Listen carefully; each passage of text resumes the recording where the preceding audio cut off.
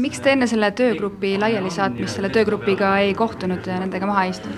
Sellepärast, et ma palusin endale näidata neid tulemusi ja neid tulemusi ma praktiliselt ei näinud.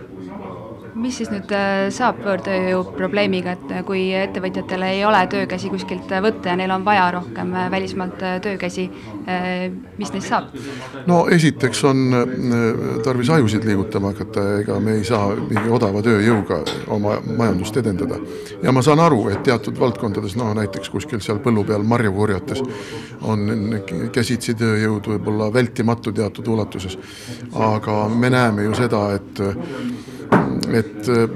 meist lähevad mööda riigid, kes innovatiivsusesse panustavad kordades rohkem kui meie. Ja kui me küsime, et aga kas näiteks 20 aasta pärast on meil autojuhte vaja, kui meil on isesõidvad autod. Kui tehisintellekt praegu on 5G, on väga kuum teema. Kui meil uued tehnoloogiad tulevad, siis need võtavad väga palju töökohti ära. Et kui me praegu toome endale sisse siia inimesi, kes, nagu ma ütlesin, väga paljud tegelikult on see statistika ei vasta tõele, et nad just nagu liiguvad siin erinevate riikide vahel, kes tegelikult on juba siin sisuliselt alalised elanikud, aga ühel päeval see sama odav tööjõud siin enam rakendust ei leia. Et kas me oleme ka valmis tegelema kõigi nende sotsiaalsete ja demograafiliste probleemidega, mis siis tekivad, nii et see on väga lühinägelik öelda, et aga mida nad siis tegema peavad, kui neil töökäsi ei ole. Ajusid liigutama. Kõigepealt esiteks ajusid liigutama. Ja teiseks seadusi täitma. See, et meil on väga paljudes sektorites tegemist ümbrikupalkade ja musta tööjõuga, seda ju teavad kõik. Ja nüüd ongi küsimus, kuidas riik selle kontrolli alla võtab.